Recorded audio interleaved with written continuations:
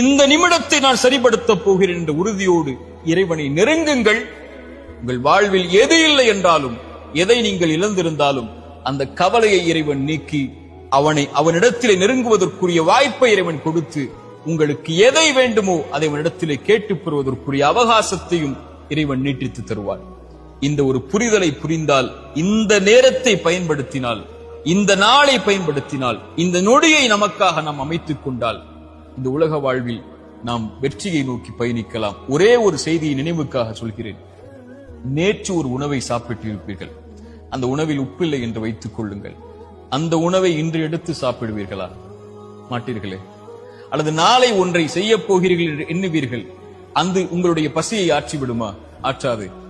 ஒரு உணவுக்கே நீங்கள் இப்படி என்றால், ஏன் கடந்த காலத்தில் நடந்த செயல்களையும் நினைவுகளையும் கொண்டு, அல்லது வராத உணவை கொண்டோ, வராத எண்ணங்களை கொண்டோ நிகழ்காலத்தில் கவலை கொண்டு இதை அழித்துக் கொண்டிருக்கிறீர்கள்? வாழ்வென்பது மிக அற்பமானது, மிக குறுகியது. கண்மூடி முடிப்பதற்கு முன்னால் நாம் வாழ்வை முடித்து விடுவோம்.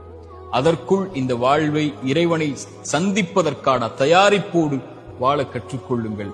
இறைவன் அதற்குரிய வழிகளையும் விசாலங்களையும் நம்முடைய வாழ்வில் ஏற்படுத்துவான். அஸ்ஸலாமு அலைக்கும் வரஹ்மத்துல்லாஹி வபரகாத்துஹு.